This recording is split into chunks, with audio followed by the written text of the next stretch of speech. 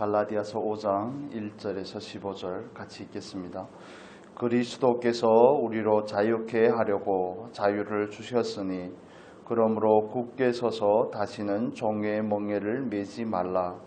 보라, 나 바울은 너희에게 말하노니 너희가 만일 할례를 받으면 그리스도께서 너희에게 아무 유익이 없으리라.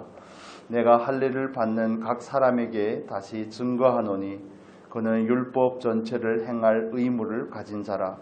율법 안에서 의롭다함을 얻으려고 하는 너희는 그리스도에게서 끊어지고 은혜에서 떨어진 자로라.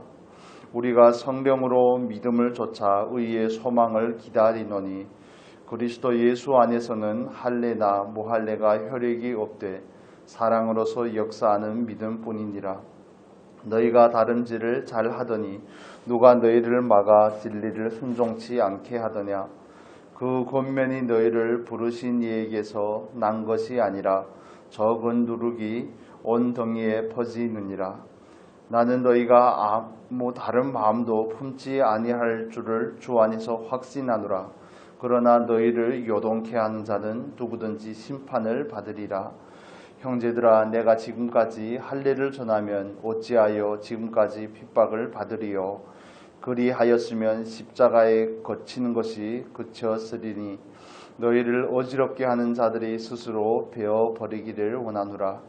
형제들아, 너희가 자유를 위하여 부르심을 입었으나 그러나 그 자유로 육체의 기회를 삼지 말고 오직 사랑으로 서로 종노릇하라. 온 율법은 내 이웃 사랑하기를 내 몸 같이 하라 하신 한 말씀에 이루었나니 만일 서로 물고 먹으면 피차 멸망할까 조심하라. 아멘. 갈라디아서는 1장에서부터 6장까지 있죠.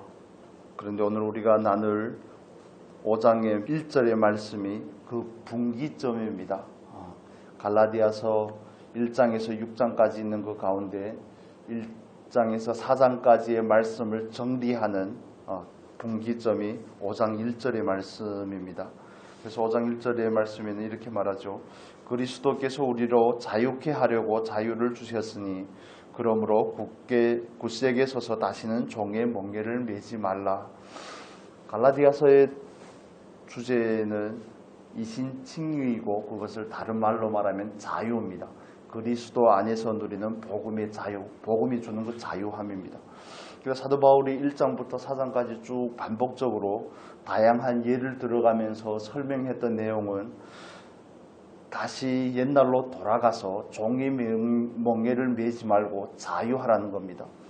요한복음에서 예수님께서 말씀하셨듯이 진리를 할지니 진리가 너희를 자유케 하리라고 말씀을 하죠.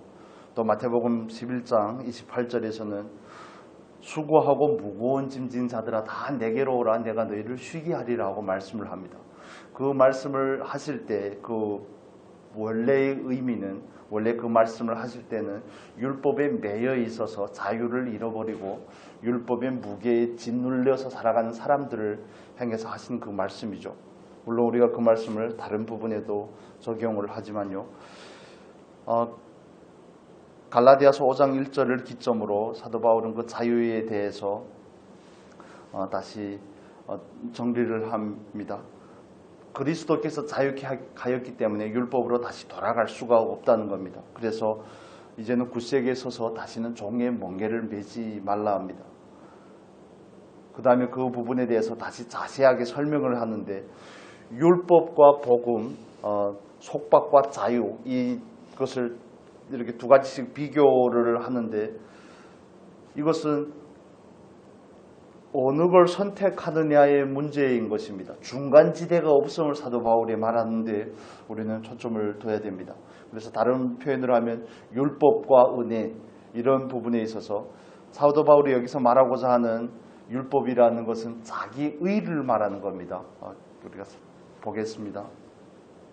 3절을 볼까요? 3절에 보면 내가 할례를 받는 각 사람에게 다시 증거하노니 그는 율법 전체를 행할 의무를 가진 자라. 사도 바울이 전해준 복음은 예수를 믿어서 의롭게 되는 자유롭게 되는 복음인데 유대주의자들이 들어와서 전한 그 왜곡된 메시지를 들은 갈라디아 성도들은 할례를 받아야지. 그것은 예수님에 대한 그 구원의 은혜에 뭔가를 추가해야 되는 겁니다. 다른 표현을 하면 믿음과 의의 행위를 가지고 자기의 의를 플러스 해야지 구원을 받을 수 있다는 그런 개념이 되는데, 사도 바울은 그것을 그렇게 믿고자 하는 사람들은 은혜를 버리는 것이라고 말합니다. 다른 표현을 하면 구원을 받을 수 없다는 거죠. 4절 볼까요? 4절을 보면 같이 읽겠습니다. 율법 안에서 의롭다 함을 얻으려 하는 너희는 그리스도에게서 끊어지고 은혜에서 떨어진 자로다. 나는 아무것도 할 수 없지만 하나님께서 은혜를 주신 그 은혜를 믿든지 아니면 내가 율법을 지켜서 구원에 이르려고 하든지 둘 중 한 가지를 선택을 하는데, 율법으로 의롭게 되고자 하는 사람들은 은혜를 버린 것이라고 말합니다. 그 밑에 가서 이 부분에 대해서 더 자세하게 설명을 하는데, 자기 의가 구원을 이루는데 아무짝에도 쓸데가 없음을 사도 바울은 강조하고 있는 것입니다. 그래서 사도 바울이 그들에게 전해 주었던 은혜의 복음, 믿음으로 말미암아 의롭게 되는 복음, 성령으로 시작한 그 복음, 자유롭게 하는 그 복음을 믿어야지 예수 그리스도와 관계되고 예수 그리스도를 믿어야지만이 온전한 구원에 이룰 수 있음에 대해서 사도 바울은 여기에서 다시 설명을 하는 겁니다. 그렇기 때문에 양자택일을 하는 게 아닙니다. 두 가지가 있는데 그 중에서 한 가지를 택하는 것이 아니라 자기 의익든지 아니면 믿음이든지 율법이든지 율법을 지키든지 아니면 은혜이든지 이 부분에서 확실하게 정리할 필요가 있다는 것입니다. 예전 초대교회 시대에도 그렇지만 그때보다는 지금 이 오늘날의 상황 가운데서 그렇습니다. 문화적인 시대적인 흐름이라고 그러죠. 요즘에는 절대적인 가치를 추구하지 않습니다. 사람들이. 그래서 이것도 좋고 저것도 좋고 이런 식으로 남자 여자 이렇게 확실하게 구분이 되는 것이 아니라 자꾸 중간지대를 취하려고 합니다. 왜냐하면 절대적인 진리가 사라진 그 시대를 우리가 살아가고 있기 때문에 그렇습니다.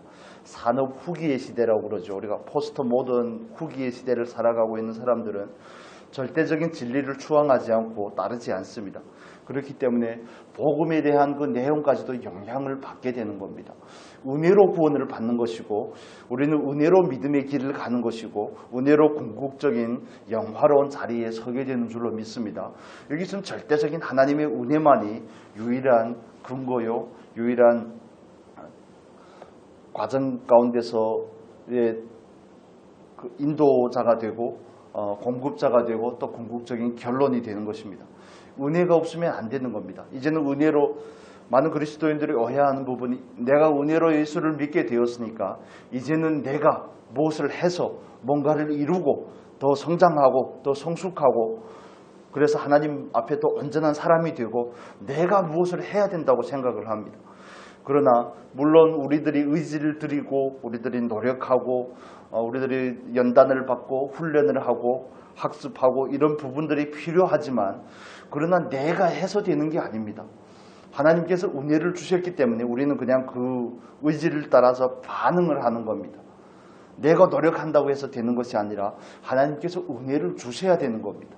다른 표현을 하면 우리가 그렇게 의지를 들인다든지 노력을 한다든지 배우고 연단받고 하는 일에 힘쓴다든지 이런 모든 것은 하나님께서 우리에게 은혜를 주시기 위한 통로로서 은혜를 받기 위한 그릇으로서 우리가 예비하는 겁니다. 다른 표현으로 하면.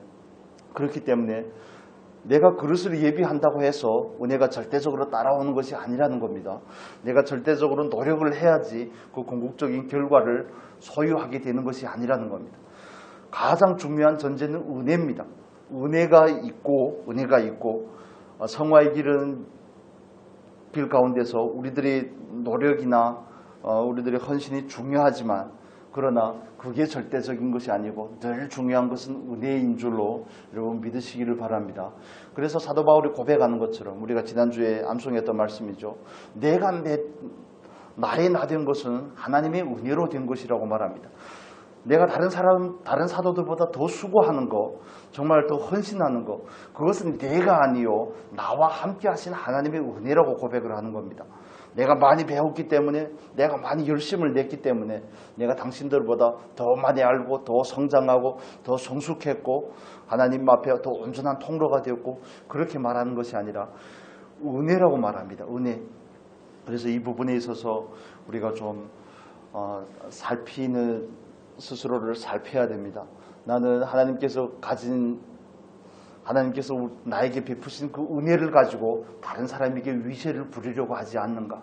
나는 다른 사람보다 불과 은혜를 조금 더 받은 것뿐인데, 은혜로 인해서 구원을 얻었고, 은혜로 인해서 조금 성장하고 조금 더 보게 됐고 조금 더 넓혀졌고 하는 부분인데, 난 이것을 가지고 아직 그렇게 되지 못한 분들을 향해서 자꾸 잣대를 갖다 대고 있다면 우리는 은혜를 모르는 자라는 것이죠. 우리에게 적용을 할 때 그렇습니다. 그래서 구원도 은혜고 성화되는 과정 가운데서도 절대적인 것은 은혜고 궁극적인 영화로운 자리에 서는 것도 온전한 은혜인 줄로 믿습니다. 그래서 5절에서 사도 바울이 이렇게 말하죠. 5절의 말씀 읽을까요? 우리가 성령으로 믿음을 좇아 의의 소망을 기다리노니. 성령으로 시작한 그 말씀입니다. 성령으로 시작하였는데 믿음을 좇아 믿음으로 의의 소망을 기다린다고 말합니다. 내가 노력하고 내가 애쓰고 내가 의지를 들이고 그것을 따라 기다리는 게 아닙니다. 그것은 우리가 해야 될 가장 구원을 얻은 그리스도인으로서 마땅히 해야 될 부분들이고, 그러나 믿음으로서 기다리는 겁니다. 믿음으로서 의의 소망을 기다리는 저와 여러분이 될 수 있기를 바랍니다. 그래서 믿음으로 기다리는 겁니다. 내가 애써 노력해서 쟁취하는 것이 아닙니다. 그래서 사도 바울이 우리에게 여기에서도 이렇게 표현들 하죠. 다름질이라는 그런 표현들을 하는데 7절에 너희가 다름질을 잘 하더니, 사도 바울은 고린도전서 9장에서도 고린도서에서도 그 표현을 하는데, 마치 이 믿음의 여정이 다름질하는 것과 같다는 표현을 하지만, 그러나 그 다름질에는 깨어 있어야 되고 아직 과정 가운데 있다는 것을 강조하기 위한 다름질이지 반드시 노력하는 것이 절대적이고 은혜를 약화시키려는 그런 표현이 아니라는 것을 이해를 하시면 좋겠습니다. 그래서 저와 여러분에게 있어서, 우리에게 있어서 온전히 믿음을 따라서 소망을 기다리는 삶이 저와 여러분의 삶인 줄로 믿습니다. 그래서 구원의 은혜를 받았다면 우리는 그 자유함을 가지고 어디로 나아가냐면 서로 종노릇하는 자리로 나아가는 것이 하나님께서 우리로 하여금 자유에 이르게 한 궁극적인 목적입니다. 그래서 13절의 표현에 보면 너희가 그 자유로 육체의 기회를 삼지 말고 오직 사랑으로서 서로 종노릇하라 하고 이렇게 표현을 합니다. 방종을 위한 자유가 아닙니다.